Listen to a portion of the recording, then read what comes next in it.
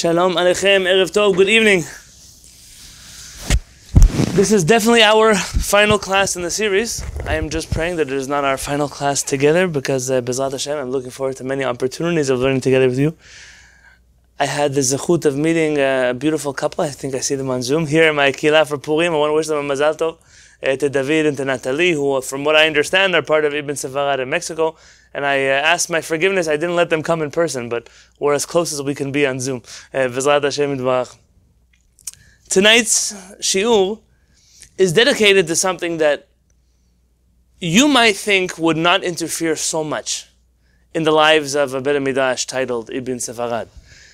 But likely, it already has, not just because of the Sephardic communities that are dealing with the topic we're about to discuss, but because the topic which we're going to discuss tonight of Kitniyot is a symptom of a much larger issue that divides the Jewish community in two completely different perspectives on halakha and minhagim, on Jewish law and custom. And I think that if we take Kitniyot as a case study, it may actually reflect and explain to us so much of the things that we have been struggling with. So many of those things will become clear because we study this topic of Kitniyot. So I ask that even if you already eat rice and corn and beans and whatever else you eat on Pesach, like all of the HaShamayim did, that you don't turn off your ears and stop listening, because I think the evolution of this minhag of Kitniyot is something that is very important for every person to understand and to internalize, because only then will we get clarity in many other areas of Judaism. Baruch atah Adonai Eloheinu melech haolam she'akol nהיה b'doro. I titled today's class Kaleidoscopic Kitniyot. Kitniyot it's like an avalanche. Something started somewhere, and where we are today is a completely different somewhere than where anybody was yesterday, and completely different than it was the generation before, and definitely 1,000 years ago, this minhag already looked completely different than what we recognize today to be known as Kitniyot. Before we start, let's first work some terms here. There are some words that we need to know. If you look at source number 1, I think it's always a novel place to start with the Torah. So the Torah says the following: Shivat yamim matzot tochelu. If you don't have the source sheet, you can go to shiviti.org/Ibn Sefarad, and you'll find the source sheet attached over there. If not, if someone is tech savvy, if you don't mind just posting the source sheet in the comments, I would very much appreciate that, especially for the new people coming in. Shivat yamim matzot tochelu. You should eat matzot for 7 days. Which is not exactly an accurate translation, because our rabbis tell us that you don't have to eat matzot all 7 days of Pesach. It is really rather that you cannot eat chametz. Let's read. Ach bayom harishon, but on the first day, tashbitu seor mibatechem. You shall, let's say for simple English, put away the seor from your homes. Ki kol ochel chametz v'nichreta hanefesh ahim Yisrael miyom harishon ad yom hashvi'i. Because anyone who eats chametz on Pesach from the first day until the 7th day, or outside of Eretz Yisrael until the 8th day, that soul shall be cut off from Yisrael, from the Jewish people. Lo alenu, it is a prohibition of karet, the most severe of the prohibitions that we have in the Torah. Let's define some terms, and I'm going to do them backwards. So usually you're supposed to do things the right way. I'm going to do things out of order. What is chametz? Can someone define for me a textbook definition of chametz?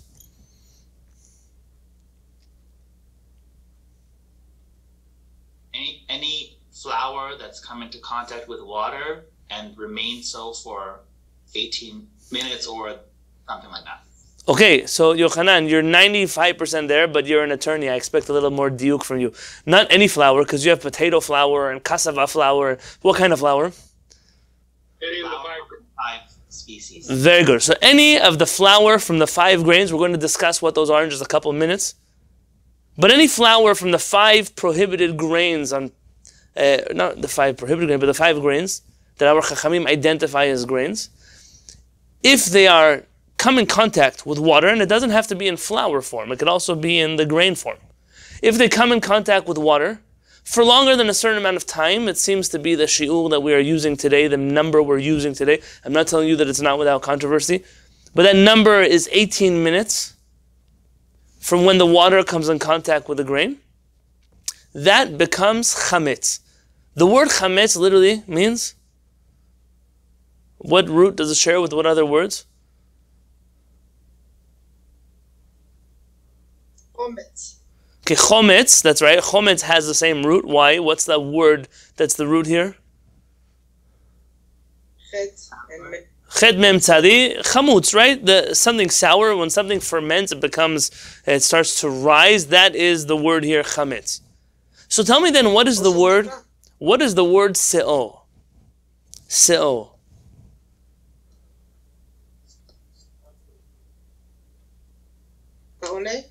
And don't tell me yeast. Leaven. Leaven, they say. What does leaven mean? Starter. Wait, say leaven. What does leaven? What does leaven mean? We use the word leaven, unleavened. What is leaven? Like sourdough. Okay, you're answering my question of se'o. I'm asking you, what does the word leaven mean? Something that will rise and puff up. Okay. So That's fermented. right. So let's say very clearly, there are many things that are fermented that are permitted to be consumed on Pesach. You agree with me?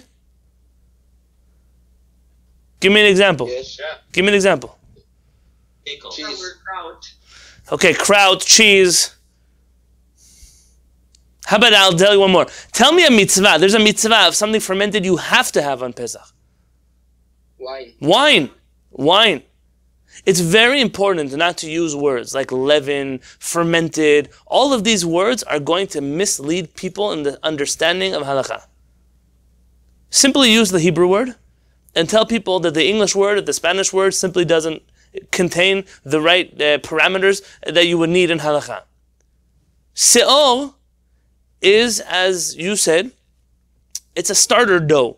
So you have a dough, right? Before we used modern yeast and all of these things, and I'm not a baker, so forgive me for my ignorance in explaining this. I'm sure some other of you could do it better than I. You take a sourdough, which is essentially a spoiled dough. What is a sourdough? You ever smell the sourdough? There's a reason why it's called a sourdough. This sourdough, today they call them mother doughs, right? It's the mother dough. You take a piece of the dough, usually keep it in a dry place, a dark place, and you take that sourdough and you put it inside of a fresh dough, and that causes the dough to rise. So that is se'o. By the way, very interesting. You would think that because it's already spoiled, it's not a problem of chametz, but no, that's what the Torah is telling you, that both fresh chametz and se'o, soured chametz, those both are prohibited on Pesach. Is yeast prohibited to use on Pesach? No, not necessarily. It's not a prohibition of se'o, for sure not. They translate se'o as yeast, but that's incorrect. That's not a halachic definition. Now let's continue. Matzot. And therefore, if we know that chametz is any of the 5 grains that have come in contact with water for longer than 18 minutes, and se'o is that on steroids, it's what actually makes the dough rise because it's been in contact with water for so long, what is matzah?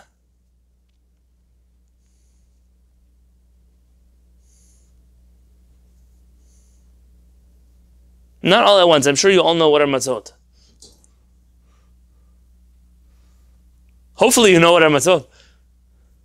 It's a bread that's been finished cooking within the 18 minutes. Okay, so matzah is chametz just 1 minute younger.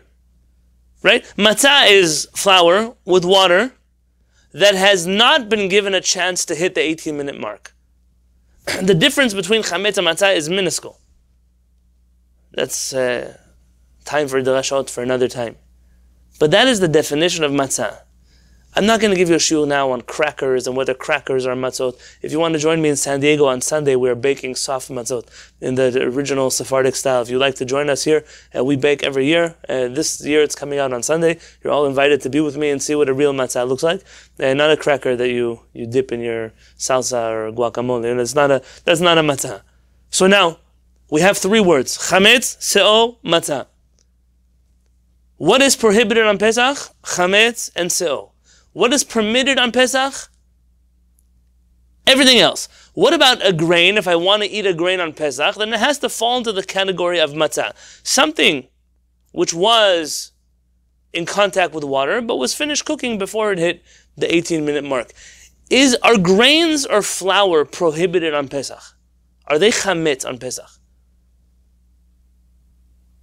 No, right? Grains and flour are not prohibited on Pesach.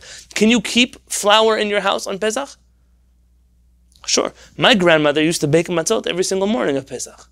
What is she going to bake with? With a matzah meal? She baked it with flour. But you have to make sure the flour didn't come in contact with water. You want to make sure it wasn't processed with water. Of course, you have to do your homework about the flour that you keep. But flour and grains in and of themselves are not chametz on Pesach.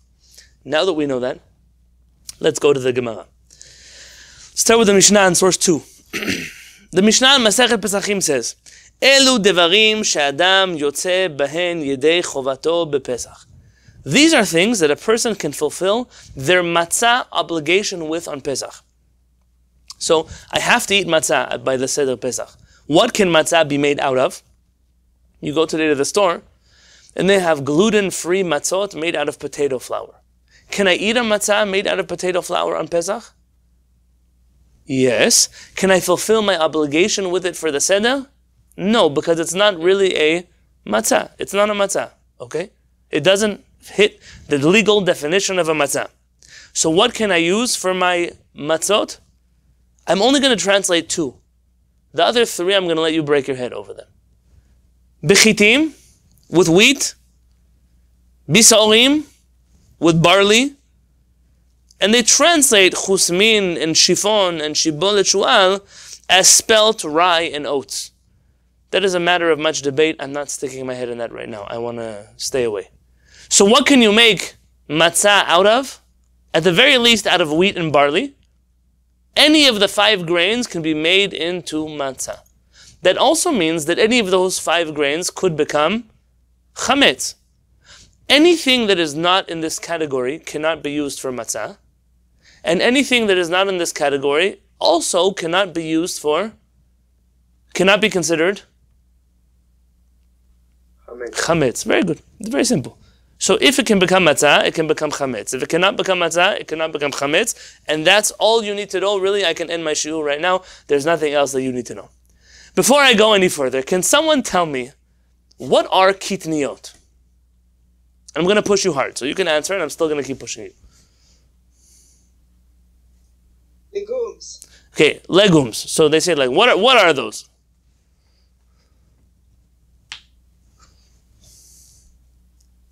Other types Kidney of beans, grains. lentils. Other types of grains? It's not wheat. Our Chachamim gave us 5 grains. Those grains can become chametz. What are kitniyot? Things that grow from the ground. Okay, let's how about we do it? Let's make a list. Who does not eat kitniyot on Pesach for the most part?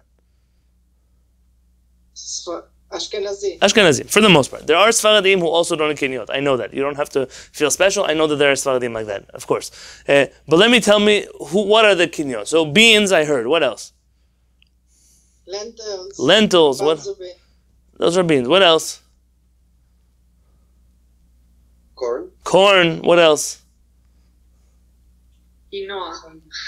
Quinoa. Okay, that's interesting. Okay, let's add. I'm going to add to the why not? Add them to the list. Let's make quinoa, new ones. Yeah. Rice. Very good. I was worried you guys forgot. Rice. Sesame seed. Sesame seeds. Okay, very good. Let's keep going. What else? You're not done. The list didn't finish. Peanuts. Okay, peanuts. We're getting. I see machmirim here. Did someone already say corn? Corn, we said, but it's okay. We'll say it again. Okay. Lima beans. What kind of beans? Lima beans. Lima beans. Okay, so all the beans. I'll put all the beans together. Let's pause here. What is the common denominator between all of those foods? What category do they fit into? Are they all legumes? No way. No. They're not. Some of those things you mentioned are seeds. Some of the things you mentioned are probably vegetables. Let me ask you, the Jews who refrain from eating kitniyot do so because, what's the answer? You can make flour out of it. Because you can make flour out of it. Okay, let's write that. Answer number one. Answer number two, why else?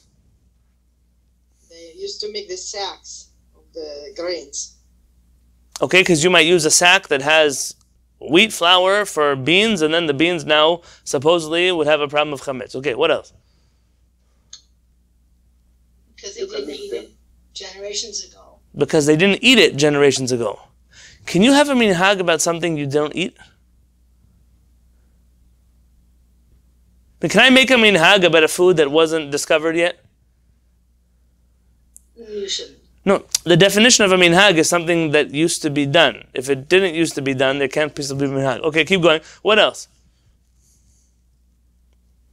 Then Europe did not have this kind of vegetable. But they did. They had a minhag about them. So tell me, you have to make up your mind. Okay. That if they get in contact with water, they germinate like lentils and. So something happens to them when they come in contact with water. There are a lot of things that would fit that category that people eat on Pesach. If you put a potato inside of water, things happen to it too. If you put a carrot inside of water. Let me tell you this. I want to save you a lot of heartache. There is no textbook definition of what are kitniyot. Nothing. There's not one answer you can tell me. Things you can make flour out of, you can make flour out of potatoes. And they do it all the time. Remember the matzot they make out of potatoes? Things that they might put in different sacks. They put apples in sacks, and the apples now are going to become kitniyot. There is no answer to this question. The only thing we can study together is not the logic behind something illogical. We can study the evolution of a custom and to see how it's born. And to understand how things are born, you have to start all the way at the beginning. So I'm glad that we determined so far that we don't know what kitniyot are. We just know a lot of things that fall into the category of kitniyot. Let's read together. Talmud Bavli. The Talmud tells us the following. All of these grains, they can all be used for matzah. Look in the bold. Orez v'dochan, lo. But you cannot use rice and millet. Those cannot be made into matzah. Look at the next section, the bold part. Devarim habaim lidei chimutz. All things that can become chametz. Adam yotze behem yidei chovato b'matzah. A person is able to use them to make matzah. Yatzeu elu she'en bain lidei chimutz. So this comes to exclude all things that cannot become chametz. Rather, what do they become? El lidei sirachon. They become, what's sirchon? Sirchon is, they spoil. Matnitin de lo ki Rabbi Yochanan ben Nuri. And this, therefore, Mishnah is not in accordance with the opinion of Rabbi Yochanan ben Nuri. Rabbi Yochanan ben Nuri said the following. Damar, he said, Orez min daganhu. Orez is one of the grains. V'chayavin al chimutzo karet. And if you eat rice on Pesach, a person would be liable for the penalty of karet. The Tanya, as we learn, Rabbi Yochanan ben Nuri oser be'orez v'dochan mipnei shekarov lehachmitz. Rabbi Yochanan ben Nuri prohibits eating rice or millet that came in contact with water on Pesach because they are close to being chametz. What does that mean, close to being chametz? I don't have a good answer for you. But clearly the Mishnah, does the Mishnah agree with Rabbi Yochanan ben Nuri that rice is one of the 5 grains? No, it does not. It does not. Look at the Mishnah in source 4. If you're sitting at the Seder, what happens? If they bring for you, הביאו לפניו, מטבל בחזרת עד שמגיע לפרפר את הפת. הביאו לפניו מצה וחזרת וחרוסת ושני תבשילין, אף על פי שאין חרוסת מצווה. Here the Chachamim are having a conversation about things that you eat at the Seder. They say they brought before him matzah and charoset and 2 cooked dishes in honor of the holiday. The Gemara on page 2, source 5, wants to know, Ma'ishne tavshilin. What are the two cooked foods the Mishnah is talking about that we eat at the Seder Pesach? Listen very carefully. Amar Rav Huna. Rav Huna said, Silka ve'aroza. Beets and rice. Now, silka, you want to argue, some have a custom silka as spinach. I'm not getting in here now. But aroza, everybody agrees. What is aroza? Is rice. So what do you eat at the Seder on Pesach, according to the Talmud? Beets and rice. Rava, hava mehadar kasilka va'aroza. Rava was very particular that he would look for beets and rice for Pesach. Why? Ho'il v'nafek mipumeh de Rav Huna. Because it came out of the mouth of Rav Huna that you eat rice on Pesach. He would make sure every time that on Pesach he would eat rice. Even though it's not a legal ruling, you have to eat rice, but that was what Rav Huna said. That's what Rava wanted to do. Amar Rav Asher said, Shema mina de Rav Huna, from that which Rav Huna said, let dechayesh leha de Rabbi Yochanan ben Nuri. You see that there is no one who takes into consideration the opinion of Rabbi Yochanan ben Nuri. The Tanya, because Rabbi Yochanan said, Rabbi Yochanan ben Nuri omer, orez min dagan hu v'chayvin lechimutzo karet, v'adam yotze bo yedei chovato bepesach. Rabbi Yochanan ben Nuri said that rice is forbidden to eat on Pesach, and a person will get the penalty of karet, and that you are allowed to make matzot out of rice on Pesach. That's how much Rabbi Yochanan ben Nuri believed that rice is chametz. Who agreed with that? Says the Gemara, nobody. Why? Because we find that our Chachamim at their Seder Pesach are eating rice. So far, we hear that there's one Chacham in history who believed that rice is one of the grains that are forbidden on Pesach. That is also one of the grains you could use for matzah on Pesach. But what do the rest of the Chachamim believe? Not only that he's wrong, they even go to eat rice. They look to eat rice on Pesach.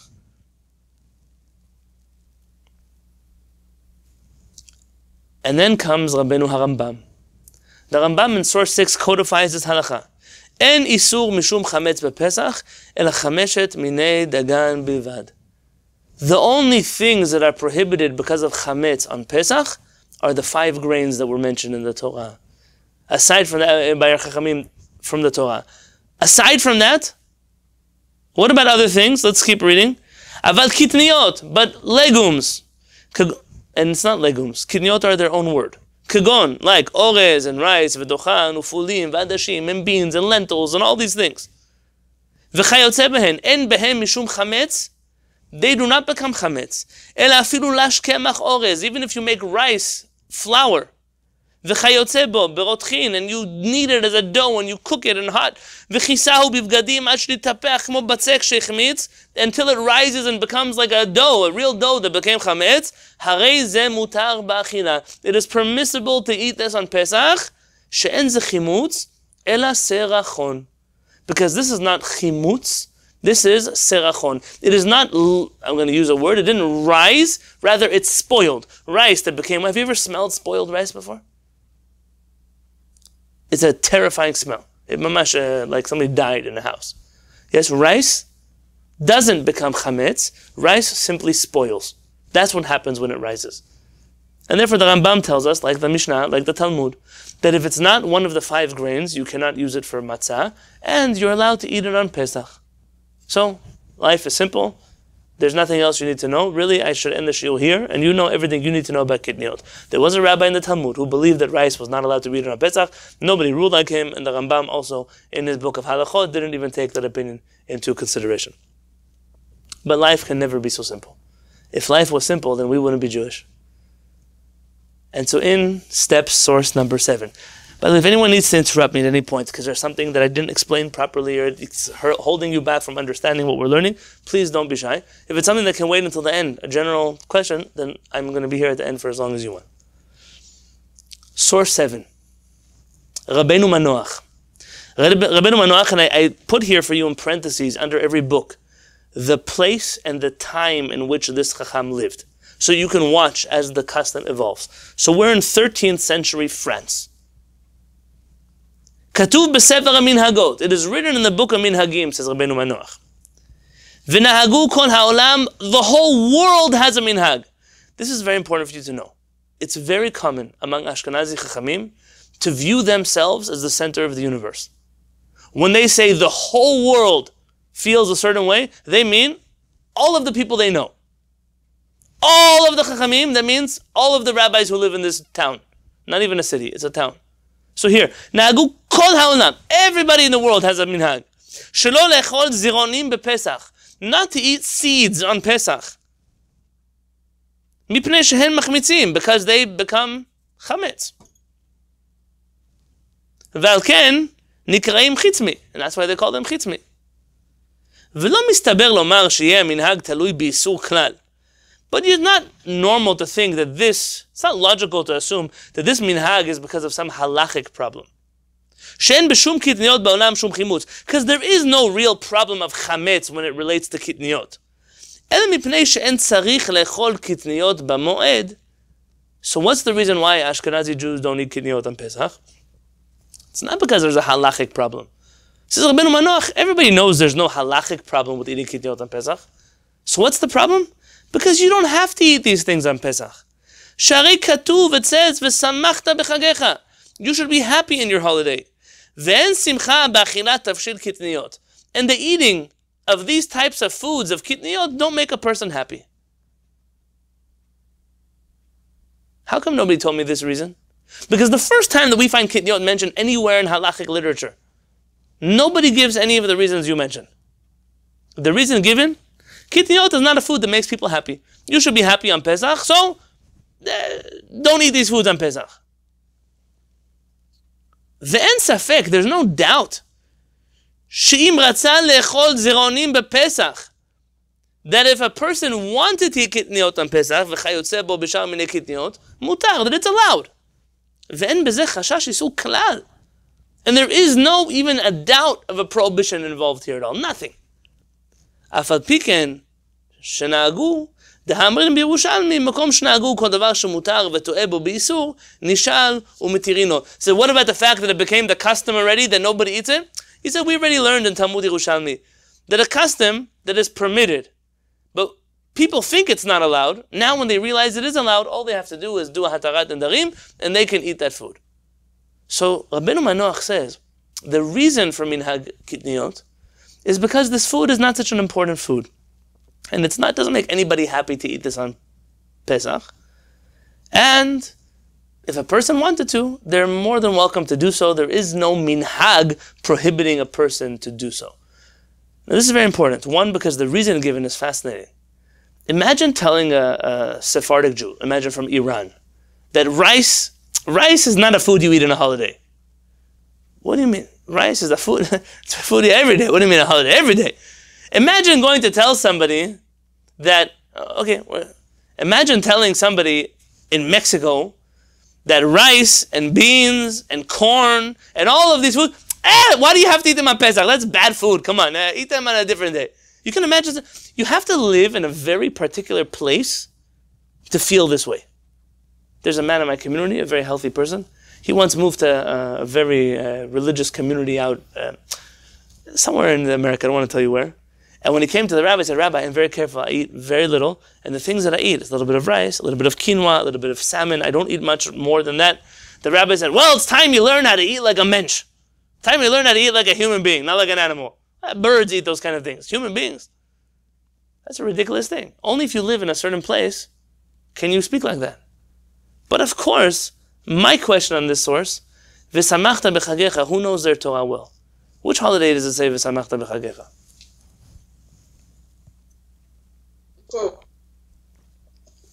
About Sukkot. So we borrow it for the other holidays.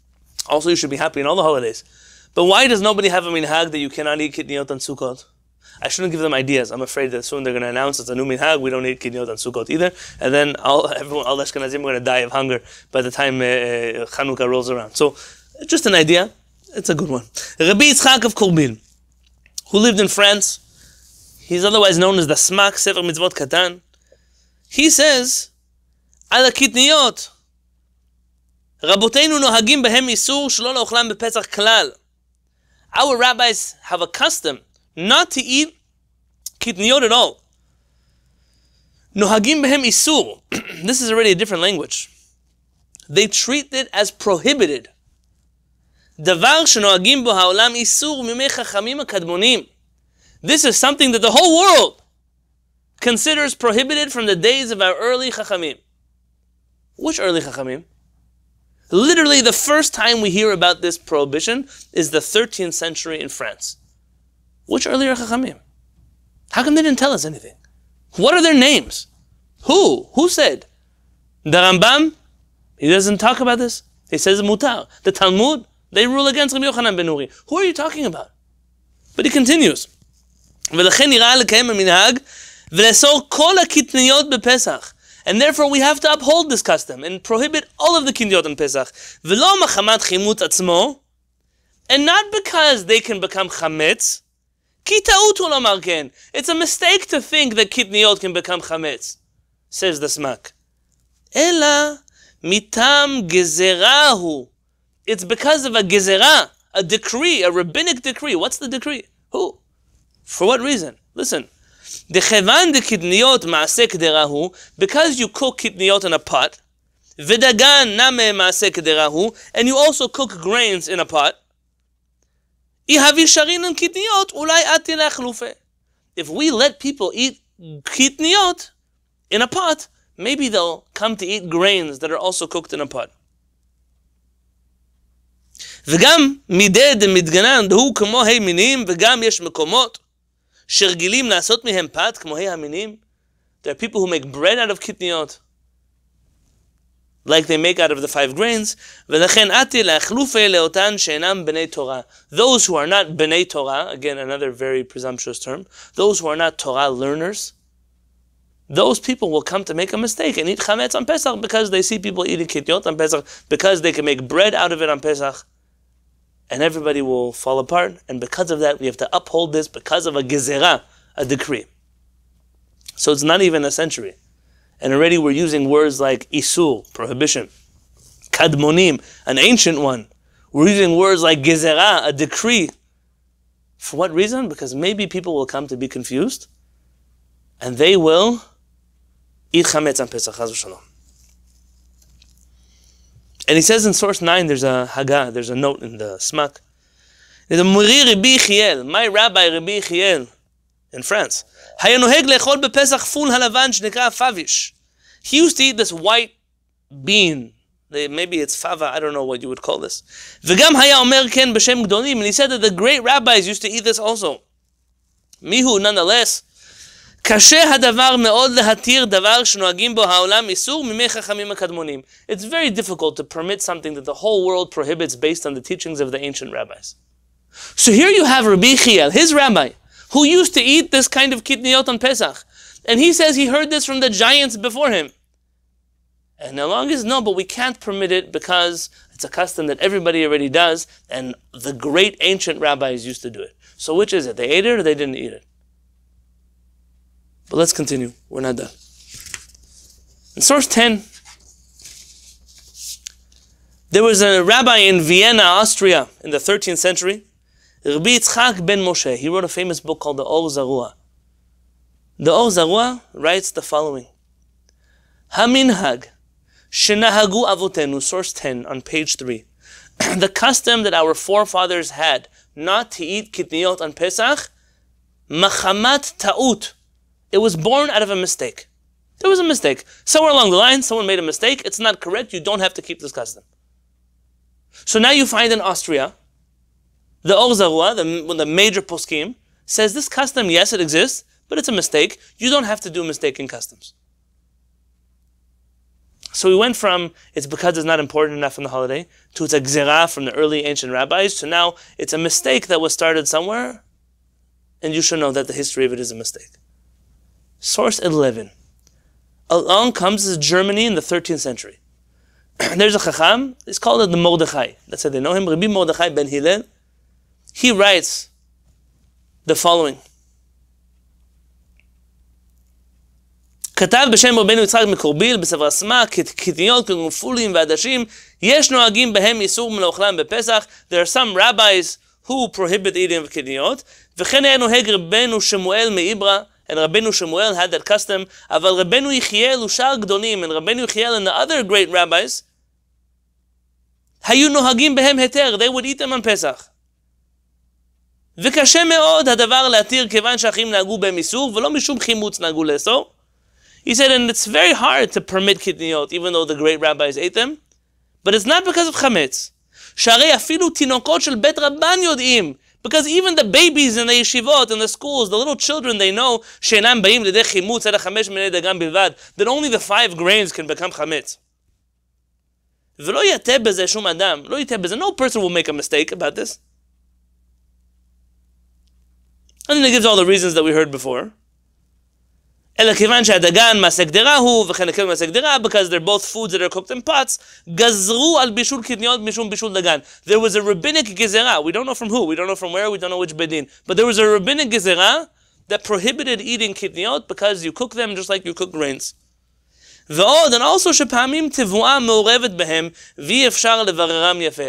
Because sometimes grains get mixed into the kitniyot, and it's very difficult to separate them. It's a new reason now. You heard it's a new reason. What happens is that the rice might have barley in it. And because of that, you don't separate them. It's very difficult to separate them, and you can't eat it on Pesach. ואף על פי שבתלמוד התירו אורז וקטניות בבישול, and even though in the Talmud our rabbis explicitly permitted eating rice and kitniyot, יש להחמיר בדורות אלו, we have to be strict in this generation. שאינם בקיאים כל כך בדיני איסור והיתר כדורות הראשונים. Because this generation is not as, they're not such experts in the laws of kashrut like previous generations, and because of that we have to uphold this prohibition. You know, there's a show in Israel called Kochav Nolad, like the birth of a TV star. Now I'm telling you the birth of a minhag. This is how it happens. Somebody threw an arrow somewhere, and somebody's painting all the bullseyes around it. This is what's happening right now.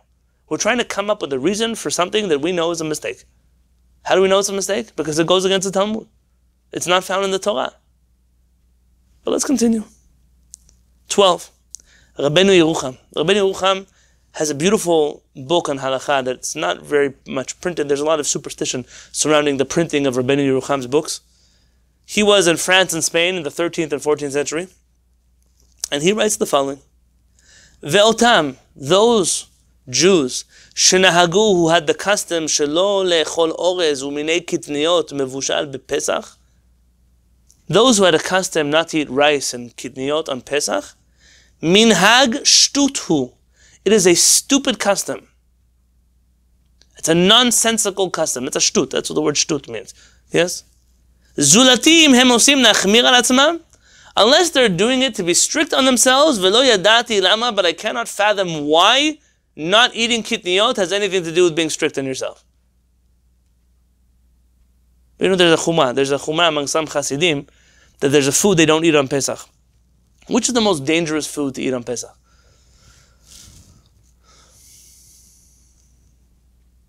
The most problematic food to eat on Pesach? Matzah. Matzah. Very good, matzah. Because matzah actually has grains in it. More than rice, more than beans, more than corn. There was a Gaon of Lisa. His custom was Ashkenazi, not to eat, aside from the Seder where you have to eat matzah, he wouldn't touch matzah for the rest of Pesach. Because if anything was going to have a problem of chametz, it was going to be the matzah we eat on Pesach. The more matzah you eat, the higher the chances are you're eating chametz. The more rice you eat, the more corn you eat, the more beans you eat, doesn't bring you at all to a prohibition of chametz. There's not a reality. So, the Ritba. Ritba lives in Seville, Spain, in the 13th century. And he said that the minhag among the Sfaradim is to eat kitniyot on Pesach. But, mikol makom, nonetheless, tzarich lizaher me'od, we have to be very careful. Sharei nimtza im ha'orez mimin ha'kusmin tamid, there's always some chametz that gets stuck with the rice. V'im nishar sham afilu gargir echad, even there's one little kernel, nimtza shnesar hakol bebishulo b'mashahu, then that chametz makes all of the rice chametz on Pesach. ולכן צריך לבדוק אותו פעם אחר פעם בעיון גדול. A person has to check their rice or kitniyot very well before Pesach. והרבה מן החסידים נמנעו מלאכול מהם בפסח מבושלים מפני ערבובים שעושה מהם. And there are some Hasidim that are careful, many Hasidim, he says, that are careful not to eat this rice on Pesach because there's grains mixed into them. Can I ask just a question, a factual question? Does anyone here have a minhag to eat rice on Pesach but to check the rice first? Anyone? Most Sephardim.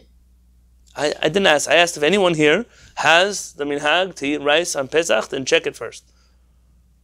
Me. Yes. Yes. When you checked your rice, how many times did you find things inside of your rice? Anything? Almost never. Almost. I'm talking about rocks and bugs and plants. What about chametz? You ever found chametz in your rice? No. Did anyone here find chametz in their rice ever? Never. You never. It never happened to you. It's not a mitzvah. Ritba is talking about a reality. Clearly, wherever he lived, this was a problem. But to say that we don't eat rice and you have to check the rice first, or else, if the reality tells you that the rice does not have anything in it, then what are you checking for? Maybe one question. Yes. Maybe the rice in those times was with the shell and might be confused with the barley. But now the rice you buy is polished and clean. Very good. So I'm not arguing that the Ritba, maybe where he lived, really this was a problem. But where we live, at least where all of us live on the Zoom call now, we don't know of rice that is mixed with other things. It's simply not the mitziut. It's not the reality. But I'm not telling you Pesach Halacha now. Now we're just learning the evolution. Source 14. Rabbi Yaakov ben Asher. He's an Ashkenazi rabbi, born in Spain. Or at least he's a rabbi in Spain. His father, the Rosh, was an Ashkenazi rabbi who was a rabbi in Spain. And he says the same thing that everyone said before about all the 5 grains. And then he says in bold, in source 14, V'yesh osrim lechol orez v'chol minei kitniyot. And there are some Jews who prohibit the eating of rice and other kitniyot. Why? Lefi sheminei chitin mitarvim bahem. Because there's types of grains that get mixed in them. V'chumra yitera hizo. V'lo nahagu ken. And this is an excessive chumrah. It's too much. And nobody has this minhag. We don't have this minhag. So here you find Ashkenazi Chachamim who are familiar with this minhag. The two wrote a book on Ashkenazi Halacha. And he says, we know this minhag. And we're telling you that it's excessive. And we don't have this custom. And that's what leads Maran, the Shulchan Aruch, in source 15, to tell us in Spain and Israel, 15th, 16th century, Velet dechash dvarim halalu. There is no one who takes this into consideration, Zulat Ashkenazim, aside from the Ashkenazim. So don't tell me that you have a Sephardic minhag, not to eat rice, not to eat beans, not to eat corn. Maran says, we don't, only Ashkenazim have this. In this term, let dechash dvarim halalu, no one takes into consideration. He's borrowing that term from the Talmud that says no one took Rabbi Yochanan ben Nuri seriously. Yes, he prohibited rice, but nobody, the Chachamim didn't take his opinion seriously. And therefore, in the Shulchan Aruch itself, Maran writes the following in source 16, that these are the 5 grains, and then he says in the end, that rice and other kitniyot, gam enam baim lidei chimutz, they don't become chametz, umutar la'asot mehem tafshil, and you can make food out of them on Pesach, meaning you can cook them, you can bake them, you can do whatever you want to do with them on Pesach, you're allowed to eat these foods on Pesach. So Sephardim, who follow Shulchan Aruch and the Rambam, have no reason on earth not to eat kitniyot on Pesach. But the Rama, Rabbi Moshe Isserlish of Krakow, Poland, in the 16th century, he writes, Haga v'yesh osrim, and some they prohibit kitniyot on Pesach. V'aminhag be'Ashkenaz lehachmir, and the custom in Ashkenaz is to be strict. Ve'en lishanot, and you're not allowed to change this custom. Can I just nitpick here for a moment? Lehachmir means that there's 2 opinions, and they're strict like one of the opinions. But our Chachamim don't even accept that there is such an opinion. It's not a chumrah here. If you don't eat kitniyot on Pesach, you don't get anything for that. There's no chumrah here. But okay, let's... Mihu pashut, but it's very simple and obvious. De'en osrim b'di'avad im naflu tocha tafshil. Remember this very carefully. The Rama says that if it by accident falls into the food, it does not make the food prohibited.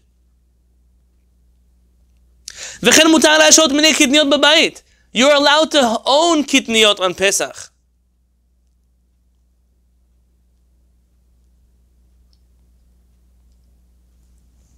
So Rama tells you, yes, we are strict, we have this custom, we don't eat Kitniyot, but if it falls into the food, what's the halacha? It's mutar.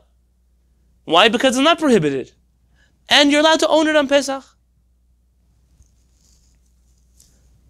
Sefaradim, Ashkenazim, it should be Shalom al Israel, we should really end now. But it doesn't end there. Because in the 14th and 15th century we find that the Maharil, who's the father of Ashkenazi Minhagim, he writes in source 18.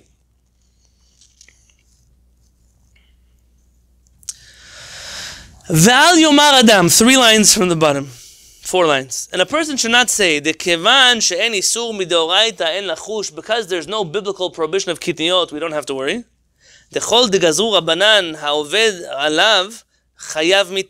Because every rabbinic decree, if you violate it, you're liable for the death penalty. And you violate, you cannot deviate from that which your Chachamim tell you. Can you tell me these 2 prohibitions? Of deviating from the words of our Chachamim, you're liable for the death penalty. Which Chachamim are we talking about? That's found in the Talmud, Masechet Berachot, page 4. What do Chachamim mean when they say that? Who are they talking about? The very old sages from many Which very old? How old? The times of the Mishnah? Yeah, very good. The Sanhedrin. Times of Mishnah and the Talmud. What if I get together all the rabbis in humanity right now? Can they make a gezerah that if I violate it, I'm liable for the death penalty? No. The same with Lo tasur bin hadavar asher yerucha. You're not allowed to deviate from the words of the rabbis. That's not what it says. That's a pasuk in the Torah. The Torah tells us that when there's a matter of halakha that is not clear to the Bedin, we go to the Sanhedrin in Yerushalayim, yes, and we ask them for their opinion, and what they tell us, we don't deviate from their ruling. With all due respect to Chachamei Ashkenaz, are they the Sanhedrin who are sitting in Jerusalem? No, it's not offensive. None of the Ashkenazi Chachamim would be offended if you did not give them the status of a Sanhedrin in Yerushalayim. But somehow, already by 14th, 15th century Germany, we're treating this minhag that we don't know who started, we don't know when it started, we don't know which Bedin decreed it, if it's really a decree, and we're saying that anybody who violates this minhag is liable for the death penalty and is violating a biblical prohibition. That's how far we got.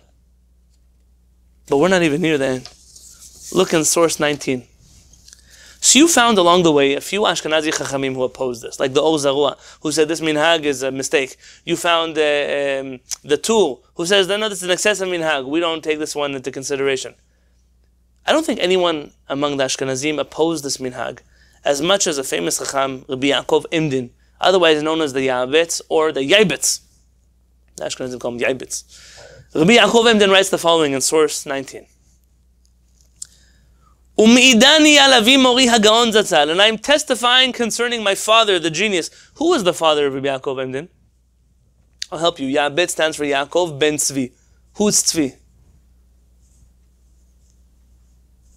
Chacham Tzvi. Chacham Tzvi, right? The famous Chacham Tzvi is an Ashkenazi rabbi who learns by Sephardic Chachamim. Yes? And that's why they call Chacham Tzvi. There are certain things he was very particular about that he learned from the Sefaradim. Another thing he was particular about, and we know something the Chacham Tzvi was particular, he learned from the Sefaradim, aside from being called Chacham.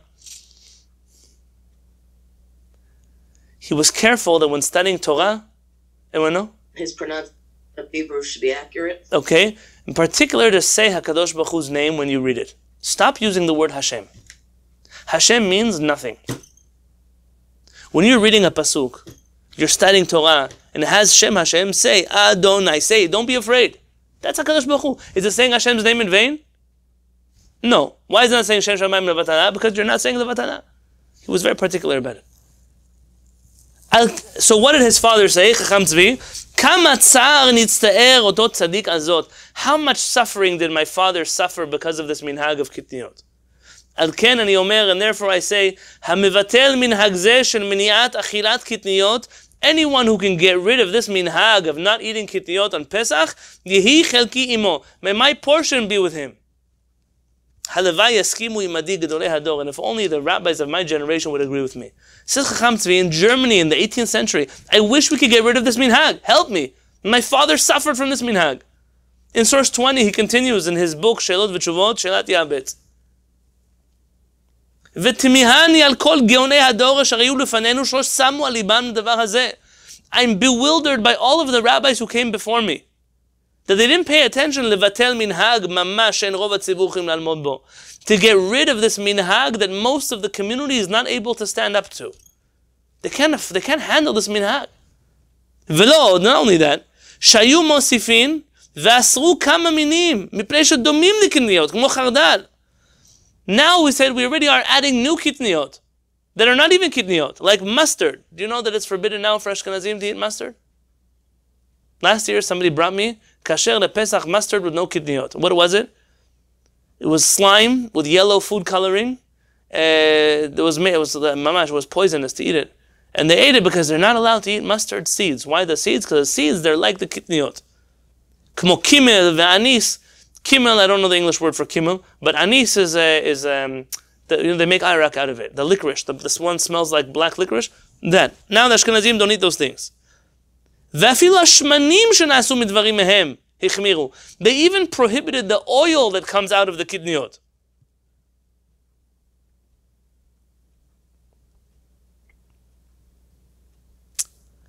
And he says, "Uvayoti b'Mannheim," in the second paragraph, when I lived in Mannheim, רצו לאסור הפרי הארץ שקוראים ארד apple or kartoffeln. Yochanan, forgive me for butchering German. I don't speak German. Yes? There was an attempt to prohibit potatoes in Ashkenaz. Do you know this? The Chachamim of Ashkenaz tried to prohibit potatoes because they are kitniyot. I need you to imagine something. Think about Ashkenazi Jews today for Pesach, in a month from now. Think of all the food that they eat, not what they're not allowed to eat. What is left? What's left is chicken and meat and potatoes and carrots and pretty much nothing else. Imagine you took away potatoes. What's left? He said they tried to get rid of Vani Amadati Kenegdam. And I stood up against them. Why? Because you can make flour out of potatoes. They wanted to stop letting the Jews eat potatoes. In my family, from my wife's side, there are people who don't eat potato starch on Pesach. It's kitniyot. All of those cookies and the cakes and the cereals and really, I'll tell you the truth, all of that Pesach stuff is disgusting. It's essentially potatoes with chocolate and sugar and potatoes with whipped cream and it's potatoes with raspberry jam and it's potatoes, like you would never eat a potato like that. I don't know why they do that, but that's what all of the Pesach food, it's potatoes with sugar. They wanted even to take that away. He said, I stood up against them. V'nitzachti otam. How did I defeat them? Al yedei anshei hakahal. He led a coup. He led a revolution. He didn't go to the rabbis. The rabbis were not listening. So he went to the people. And he convinced the people to tell the rabbis no. That's how much he was against Kitniyot. He was willing to rebel the people against the rabbis. Umatov im yaskimu kol chachamei hador. If only all of the rabbis of our generation could agree already on this. He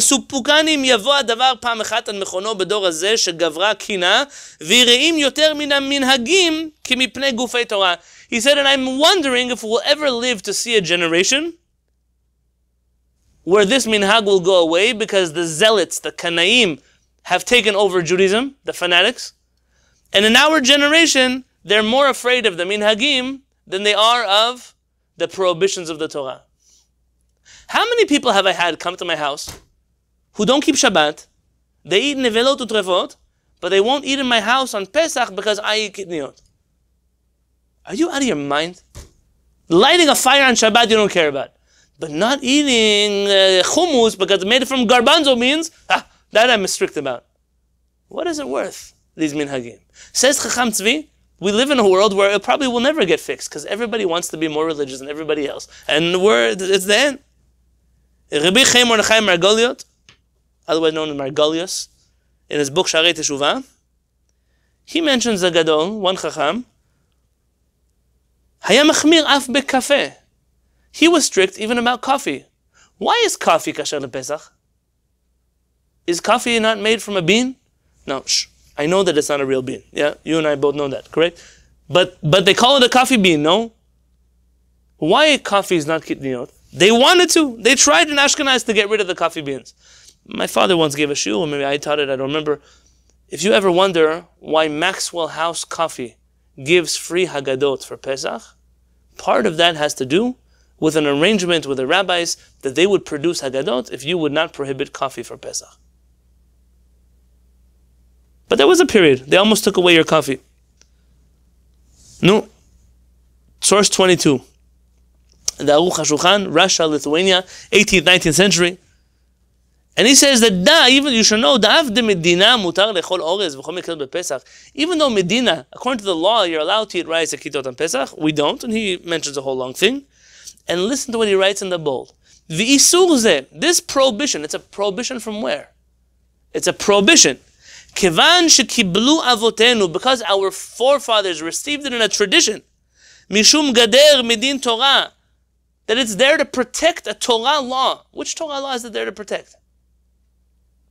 Not to eat chametz on Pesach. That's what it's protecting. Asur lanu levatel. It's forbidden for us to get rid of this minhag. Again, the word asur, isur. V'mefakpekim v'mekilim b'zeh. And those people who are not so strict about this, or they doubt or question the minhag, I'm not hiding right now. Me'idin al etzmam, they testify about themselves, she'en behem yirat HaShamayim v'yirat chet, that they have no fear of God and no fear of sin. Ve'en beki'im b'derechei Torah, and they know nothing about the way the Torah works. There's a saying that says that those who live in glass houses should not throw stones. You're telling me now isur. You're telling me avotenu. You're telling me rabotenu. You're telling me kadmonim. You're telling me all these words. And they don't fit with any of the context that we know about the Torah. And if we have questions on the minhag, now we become the people who have no fear of heaven and we don't understand the Torah. Nonetheless, kol medinot Ashkenaz v'Tzorfat v'Rusia Polania, all of the countries of France and Germany and Russia and Poland, kimu v'kiblu alehem v'ad zaram. This is language from where? From Megillat Esther, which we read yesterday. They accepted upon themselves hachumra hatova halazo, this beautiful chumrah, sheyesh batam kikar, which has a lot of reason to it. Uporetz geder, and whoever breaks this minhag, yishchenu nachash, he should be bitten by a snake. Now, when it says bitten by a snake, it doesn't mean a snake should come and bite you. Why does it say bitten by a snake? It's a rabbinic saying. Nachash is an acronym for?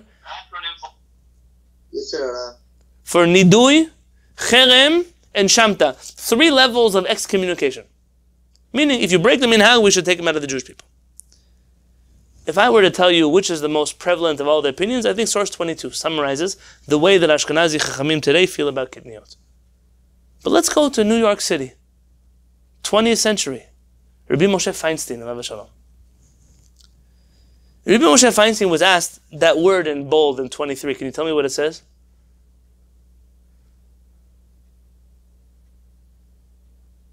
What does it say? In bold, in source 23. Nut? Yeah, peanut. You know what a peanut is? Yes. Yeah, peanut. Yeah, peanut butter, peanut candies. So this peanut, what do you call the Mexican candy, the round one, that was sugar, made out of peanuts? Mazapan. That one, very good. That's we get it over here with chocolate on it. Pesach is made out of peanut candies. So peanuts in Ashkenaz used to be that you took away all of the oil from corn, all the oils they could use. So what's left? Peanut oil. They asked Rabbi Moshe Feinstein, hey, is peanut oil Kitniyot? Now I would love to go through this whole letter with you, but really I can't. I'm out of my time and I'm not even done with the source sheet. Rabbi Moshe Feinstein goes through the whole logic of Kitniyot and he says there's no logical reason for Kitniyot. There's no criteria which can tell you something is Kitniyot, something is not Kitniyot. The only criteria we have, if in Ashkenaz they didn't eat it, meaning they prohibited it because of Kitniyot, then it's a problem of Kitniyot. And if they did not know about it in Ashkenaz, then it cannot be part of Kitniyot. And therefore he says, in Russia there was no Kitniyot, we don't know, there was no peanuts, we don't know what that was. And therefore unless you have a minhag in your family, from your forefathers, from Europe, not to eat peanuts, you can use peanut oil on Pesach, and that would apply to all the Kitniyot. You mentioned quinoa, someone mentioned in quinoa, in Poland, Russia, Germany, Lithuania, do you think they knew what quinoa was? Yesterday nobody knew what quinoa was. I grew up eating quinoa because that healthy man I told you in my community, we all grew up eating quinoa. But the rest of the Jewish community, 20 years ago, they were eating quinoa. It cannot be prohibited because of Kitniyot. Nobody knew about it to make it a prohibition. Corn is from the Americas. Corn is something that comes from this country. How did it become an Ashkenazi minhag to prohibit something they didn't know about? But okay, I'm getting ahead of myself. Chacham Ovdei Yosef in source 24. He was asked, what about food that Sefaradim make in their pots and pans where they cook Kitniyot? And they make food for Ashkenazim, non-Kitniyot food. So potatoes, vegetables, they make it for them in their Kitniyot pots and pans. Says Chacham Ovdei Yosef, look on source 6, page 6, at the bottom of the page. Afilum hakelim, top of page 6, b'nei yoman, even if they were used in the last 24 hours for Kitniyot, yesh lahatir, it's mutar. There's no reason here to say that Ashkenazim are not allowed to eat from Sefaradim's utensils. And as he says in source on page 8, at the top left of the page, va'amet va'shalom me'avu. They should love truth and peace. Ki haTorah deracheha derechei noam v'chol netivoteha shalom. The Torah's ways are pleasant and beautiful. We should be able to eat what we can eat with each other. And Ashkenazim are allowed to eat things that were made in Kitniyot utensils. Rabbi Eliezer Melamed in source 25, and then Rav Kook in source 26. Rav Kook was from Russia, then in Israel, in the 18th and 19th century. I'm going to tell you the story outside, because I don't want to take up all your time. There's some beautiful pieces here. Maybe one day you'll invite me about a shiur, about the writings of Rav Kook in Halakha, in this particular area. But for right now, I'll tell you the story in short. In Israel, there was a factory that would make sesame oil. And it was part of the new Jews that were coming to Israel and building the country. And he was very afraid that if he would close his factory for Pesach, that he wouldn't survive, and the Jewish establishments and finances, the economy would go down. And he came to Rav Kook and said, can you certify my sesame oil kasher lePesach? And Rav Kook said, let me think about it, because I'm not sure if it's Kitniyot or not. Rav Kook did his research and said, we didn't prohibit sesame in Ashkenaz, but even if we did, the oil that comes from the Kitniyot is not prohibited. And Rav Kook decided to give him a hechsher. The Badatz, the Ida Charedit, the Charedim in Jerusalem, they went crazy. If they hated Rav Kook already, this added fuel to the fire. See, this rabbi, he's not observant of halakha, he allows people to eat Kitniyot on Pesach. And Rav Kook wrote them letters trying to explain to them, but sesame seeds, not even Kitniyot. The oil from the sesame seeds, not Kitniyot. At a certain point, they just put a cherem against him. And Rav Kook says the following. He says, I know about this generation. Look on page 10. Sheni ma'anashim sheboshim lomar. I'm not from the people that are too embarrassed to say, ta'iti, I made a mistake. He said, if you could prove to me I made a mistake, I would take it back. But look here. He says, we're part of a generation. Maybe I told you to look in the wrong place. We're part of a generation. Here, page 9. Says Rav Kook, Shani yodea, I know. Barur tchunat bnei dorenu. I understand the people of our generation. שדווקא על ידי מה שיראו שכל מה שיש להתיר על פי עומק הדין מתירים אנחנו, that when they see rabbis who permit things according to halakha when it's permissible, ישכילו לדעת, they will understand that we are telling them the truth. Meaning, people know today, whenever you ask the rabbi, what's the answer from the rabbi going to be? No. If we show people that we say yes when things are allowed, and we only say no when things are prohibited, that will build the trust between us and the communities again. And we'll be able to lead the communities. They'll know when we say no, we really mean no. And we say yes, it's because we know that it's true. And they'll trust us again, and we can mend this relationship. But how do the Chachamim and the Badatz feel? You can't trust the people. You give them an inch, they're going to take a mile. I think if I had to summarize, Kitniyot is not important here in the conversation of Rav Kook. But what about the trust between rabbis and Kehillot? When someone in my Kehillah asks me a question, I trust them. I trust that if I tell them yes, they're not going to eat chametz tomorrow. They're just eating peanuts. I trust them that if I say no, when I say no, they trust me that if it was allowed, I would tell them. The trust that exists between leadership and the community is so important. Says Rav Kook, when you start to undermine that trust, everything will fall apart. They will stop trusting the Chachamim. They'll actually end up eating chametz on Pesach. What are you going to get out of it? Aside from ruining the relationship between the rabbis and the Jewish people. But you don't have leadership like that. On source 27, the Chavetz Chaim, the author of the Mishnah in Bewan, Russia and Poland, he writes that if a person doesn't have what to eat on Pesach, even if they're Ashkenazim, they can eat Kitniyot on Pesach. Why? Because it's not a prohibition. It's not a halakha. It's simply a custom. And a person doesn't have the ability to eat food and they have to eat Kitniyot, they can eat Kitniyot. In source 28, Daruch HaShulchan, he also mentions, the same one who said that it's a prohibition, it's forbidden, that in a place where there's no food, when there's a famine, when there's not enough food in the country, people can eat Kitniyot on Pesach. And look at source 29. This one is very important. Rabbi Yitzchak Elchanan of Kovna, he writes in a Shelot V'Tshuvot Ber Yitzchak that Kitniyot, marvin otam mikodem Pesach, you can mix them into your food before Pesach. Da'az mutar levatlo berov, you can nullify Kitniyot, not in 60, Kitniyot is not prohibited. You just nullify it in a majority. That's 51%. Yeah? Kevan deshem heter alav mikodem Pesach. So, if I have food that was made before Pesach, and it has Kitniyot inside of it, but it is not the majority of the food, can Ashkenazim eat that food according to Rabbi Yitzchak Elchanan? Absolutely. Because Kitniyot cannot be more strict than Chametz itself. And therefore all of these foods, they say you cannot eat them because maybe they have Kitniyot, because maybe last year they told me that the paper towel, you know the paper towel you get for your kitchen? Ashkenazim have to rip off the first part of the roll because the glue that they use has cornstarch in it. And if they have the cornstarch and they wipe the plate clean afterwards and they eat food on it, they're eating corn on Pesach, how far can you take a minhag? How far can you take it? Let's pretend it's true. Fantasy land, the corn and the glue. Let's pretend it's true. Even by chametz, you wouldn't say such things. Glue? And here, what are you talking about? Kitniyot. Okay.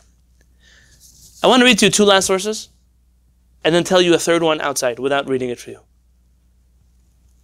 And hopefully you'll give me just a couple of minutes, and I'll end my shiur. I B'ezrat Hashem. Look at source 30. Rabbi Yosef Masas. Rabbi Yosef Masas is one of my favorite Sephardic Chachamim. He was born in Morocco, lived in Algeria, was rabbi in Tlemcen for many years, then became the chief rabbi of Haifa. He was appointed chief rabbi of Haifa by David Ben Gurion, the first prime minister of Israel, who were very good friends. Rabbi Yosef Masas writes the following. See, we heard from the Ashkenazi Chachamim that there are gzerot, there are decrees, there were batei din. I want to read you a sentence just for a moment. Rabbi Moshe Feinstein, when he was speaking about that, about the gzerot and the bedin, look what he says. Look on page 5 in the right column. Rabbi Moshe Feinstein said, "The din ma shenesar b'minhag ha'en ze davar nesar b'kibbutz chachamim." This prohibition of kitniyot was never decided by any group of chachamim. Ela shenhigu ta'am lachmir sholechol minim elu. It only was something that certain rabbis told the people, but there was no bedin, there was no decree, there is no gzera. Or Moshe Feinstein says there's no such thing. It's very important to know that. But the Ashkenazim today operate, there's a decree, there's a minhag, we cannot deviate from this minhag, it doesn't matter. Even the Sefaradim who did not eat Kitniyot on Pesach, and I'm sure, are there any Sefaradim here that have families have a minhag not to eat Kitniyot on Pesach? There's some Moroccans like that, my mother's family for example, except for certain kitniyot, like green fava beans or the like. Look at what he says. The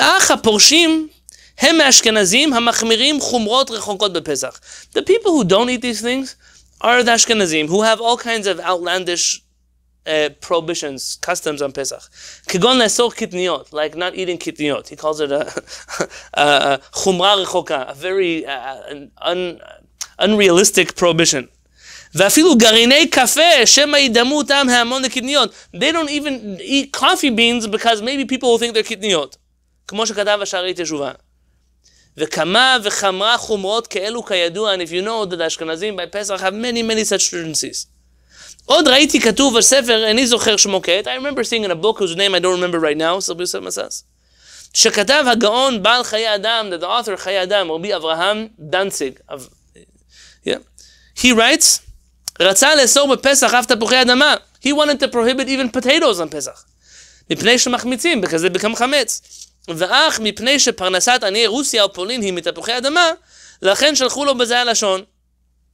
But because the Jews of Poland and Russia, their whole life is potatoes. They wrote to him, Rabbi Chaye Adam, your book is called The Life of Man. You should know the life of us is potatoes. Please don't take away our life. Vim ken, en litmoa la porshim mehate bepesach mechashash rachok hanizkar.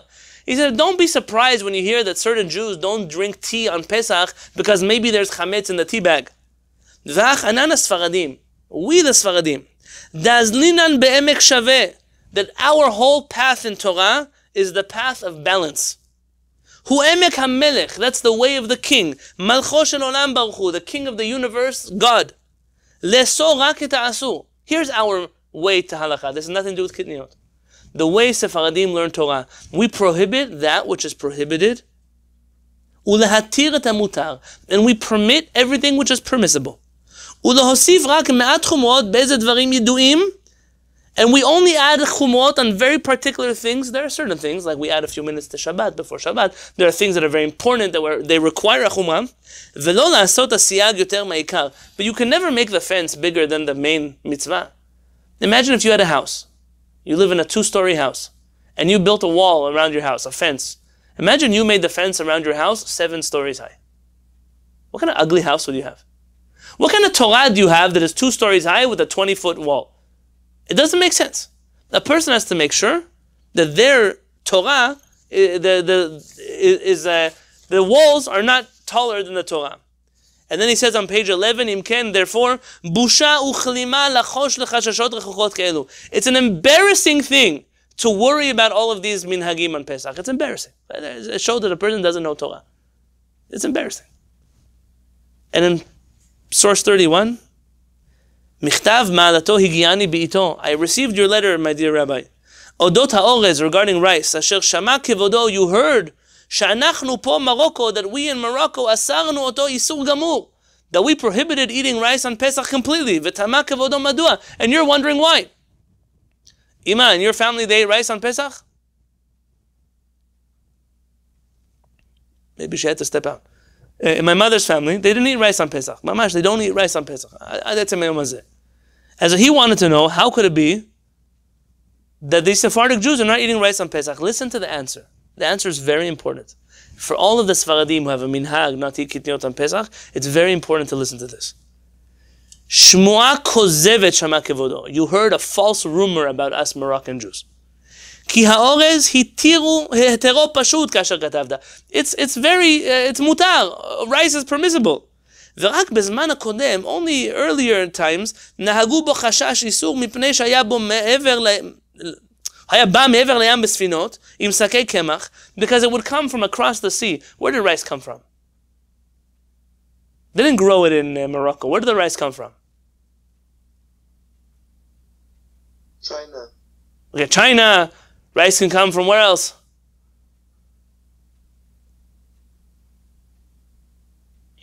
India, very good. The rice used to come to them from across the ocean. Im sakei kemach, and they came with sacks of flour. V'chashashu pen yitzeh kemach minikvei ereg hasakim. They were afraid that maybe the flour would come out of the holes of the sacks. V'ikanes sakei haorez, then it would come into the sacks of rice. Kasher ra'u enehem pamim harbe. They saw with their own eyes that it happened. Sakei orez alehem ava kemach hitim, that the sack of rice was covered in flour. Gam chashashu od pen mesirim klipato berechaim shel kemach. And they were afraid also that maybe when they take off the shell, they mill it in the mill that they use for the grains. But the rice that we grew in Morocco,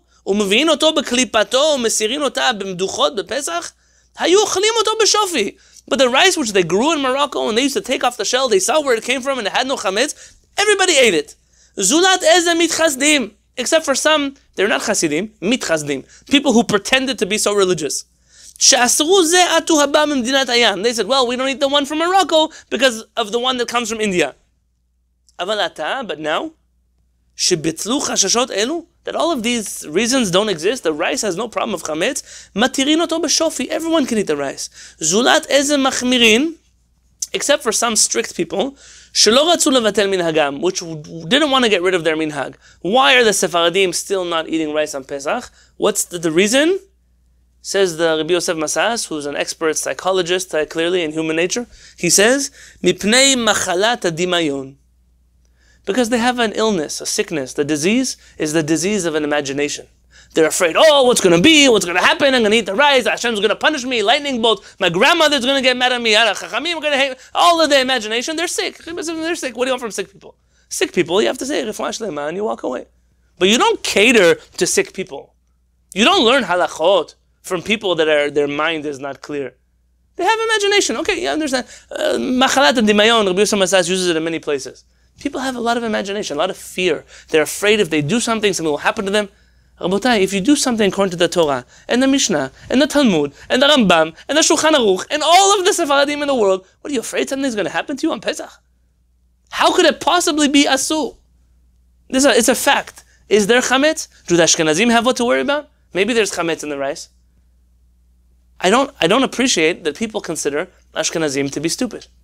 Ashkenazim are intelligent human beings like all the human beings. They also know that rice doesn't have chametz inside of it. So what's the fear? Imagination. Says Rabbi Yosef, I can tell you nothing more v'shalom, and I have to leave you because that's the answer about rice. But where could the minhag of rice actually come from? So here I ended my shiur. I want to tell you one last source. And this source, I didn't bring it in my source sheet because this book, Besamim Rosh. Anyone know who wrote this book, Besamim Rosh? Shaul Berlin. Oh, very good. So they claim, Moy knows his stuff. They claim it was written by the times of the Rishonim, by the Rosh. But it seems very likely that it was a forgery in the early days of the Maskilim. There was a forgery. And therefore this book has a very interesting reputation. Let's just put it that way. The way we treat this book is if it supports anything we already know to be true, we quote it. And if not, we don't take it much into consideration. There's a few other books like this, not the only one. He claims that the minhag of Kitniyot originated somewhere else entirely. It originated with the Karaim. Have you heard of the Karaim before? The Karaites? And I want to be very clear. I have friends who are Karaites. I have people who pray in my Beit HaKnesset sometimes who are Karaites. I'm not speaking negatively about Karaites. I'm not a Karaite. I think it's very obvious to you that I'm not a Karaite. Yes, I'm a Pharisee, the son of a Pharisee, as Paul says in the New Testament. I'm a student of Chachamim who believe in the Talmud and the Mishnah, and you shouldn't accuse me otherwise. Nonetheless, among the Karaim, the Torah says you're not allowed to eat chametz on Pesach. We have a Mishnah which tells us what are the 5 grains.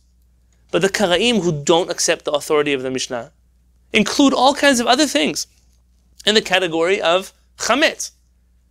They include, as you know, Karaim I'm not a Karaite Chacham, so I don't want to speak on behalf of the Karaite community. If you want to consult, there's an article that I saw written by Karaim about the minhag of Kitniyot.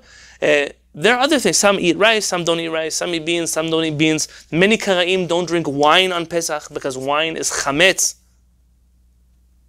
There are many such minhagim that exist among the Karaim, and says the Besamim Rosh that this minhag ended up in the Jewish community because of interactions with the Karaim. And Rabbi Yosef Kapach, he writes, if I recall correctly, that therefore somebody who does not eat Kitniyot on Pesach is violating the prohibition of following in the ways that violate the Torah, because it's a minhag that comes outside of the community of those people who follow rabbinic law. Now, to summarize, I don't care if you eat rice on Pesach, or you eat beans on Pesach, or you eat peanuts on Pesach. It really doesn't matter to me. If you want to be hungry, you are more than welcome to be hungry. Yes, but I want to say 2 things. The first, I'm sure those of you who live in Mexico, you know a little bit about Mexican food. So you may notice a few people with the last name Lopez in my group. Baruch Hashem, a number of years ago, HaKadosh Baruch Hu blessed me that in my Kehillat, I have a whole family that joined me who originates from Oaxaca, Mexico. And that means that very often when I get hungry and I need good food, so I always can go to the Lopez family and eat the best food. I'm going to start telling you the names. You're going to get hungry, and it's for you. It's already 2 hours later. No restaurants are open to go eat, so I don't want to make you hungry. But let's give you an example of a meal. Yes, a meal from Oaxaca. Okay, I'll tell you a Sephardic meal later. You have 2 types of tortillas, no? You have flour tortilla, yeah, from harina, and you have tortilla made out of corn. Yes, we know this. What? Now, you have 2 types of flour. Then you bring out the meal. What's the meal made out of? You have meat, and you have chicken, or you have fish, depending what you're eating, right, with your tortilla. You then have rice, and you have beans, and you have corn. And this is the whole meal. In order to make this meal kasher lePesach for Sefaradim, what do you have to remove from this meal? You put a salsa, you have avocado, you make some mole sauce, whatever you have all those things you're going to have, okay? Now, in order to make this meal 1,000% kasher lePesach, according to Shulchan Aruch and the Rambam, what do you have to do in this meal? What do you have to take out? Flour tortilla. The flour tortilla. What about the rest of the food? You don't have to remove. Yochelu anavim veizbau. You can eat it. You could be happy. Pesach is a beautiful holiday. But what if you follow the minhag of not eating kitniyot on Pesach? What do you have to take out of this meal? The wheat flour, the corn tortilla, the beans, the rice, the corn. And what are you left eating with? Salsa with a spoon and some slices of avocado. What are you left eating? Misken, you're going to die of hunger by the end of the meal. When the first Rabbeinu Manoach said, we don't eat Kitniyot on Pesach because it doesn't make us happy. Can you imagine how sad people are with the food they have to eat on Pesach? How many potatoes and hard-boiled eggs can you eat in 8 days? Chamana, it's not. People suffer because of this food. It's not v'samachta b'chagecha. If you stopped eating Kitniyot to make people happy, then the custom of not eating Kitniyot today makes people sad. And the last, I told you, has nothing to do with Pesach. In general, this has to do with halakha. I live in a generation in which following the Torah and the Mishnah and the Talmud and the Rambam and the Shulchan Aruch is not Jewish enough for most of the Jewish people around me. All of a sudden I have to do all kinds of outlandish things. This rabbi said, and that rabbi said, and this minhag, and that minhag, and his grandmother, and her aunt. Where do we learn halakha from? If not from the Torah and from the Chachamim. We're Jews. That's what we are. We're not Fiddler on the Roof. It's not tradition dancing with a violin and a bottle of vodka on our head. There's a Torah. Judaism is not a joke. Judaism is real. We are part of a real nation that has a real Torah. So we decide to follow the Torah. So we eat everything what we eat on Pesach. All of a sudden, people come around and say, they're not religious enough, we can't rely on them, we can't eat in their house, we can't marry their children, we can't go to school with them, we can't bring them to Beit HaKnesset. And I'm asking myself, how much longer are you going to live with an inferiority complex that following the Torah and HaKadosh Baruch Hu is not good enough? How much longer are you going to hide and say, I follow Shulchan Aruch, but I don't want to tell anybody I follow Shulchan Aruch because I'm crazy? How much longer are we going to mislead the Ashkenazim who want to follow HaKadosh Baruch Hu and the Torah and the Talmud and tell them, because your great-grandmother was born in Poland, you have to follow minhagim that someone made up? Why can't Ashkenazim also come join us together learning Torah properly? How long are you going to hold back the tradition of Ibn Sefarad, of those who came from Sefarad, from the whole world? If anybody needs this Torah today, it's the whole Klal Yisrael. It's the whole Jewish people. Eating rice and beans is not a mitzvah on Pesach. But I will tell you very quickly, the attitude that Jewish people have towards rice and beans on Pesach tells me everything I need to know about their understanding of Torah and halakha and their relationship with HaKadosh Baruch Hu. Everything I need to know. This symptom is the root of a much deeper problem. And B'ezrat Hashem, I bless you all. It's before Pesach. I bless everyone here, especially the leaders of this Beit HaMidrash. HaKadosh Baruch Hu should bless you twofold. That all that you do should be rewarded. All of those who may oppose you, I don't know if there's such a thing, but if there is, that HaKadosh Baruch Hu should clear them out of your path. And this Beit HaMidrash should become a lighthouse for all the people in the world, Sefaradim, Ashkenazim, the whole world, to know that there's a way of Torah, Derech HaMelech, it's the way of the king, Emek HaShaveh, a place of balance, a place of unity, a place of togetherness. Don't be afraid. Al tira v'al techad. Do not be afraid. Kimcha Adonai Elohecha b'chol asher telech. Because HaKadosh Baruch Hu is with you in everything that you do. Thank you for the zechut of allowing me to learn with you. I hope one day maybe I'll see you in Mexico, but until then, I invite all of you to come visit me here in San Diego. I will stick around to answer any questions. If anyone needs to go, I know what time it is. Please feel free to go. But I'm here at your service to answer any questions you might have. Toda Ramat Iskul Mitzvot. Thank you really for learning with me tonight.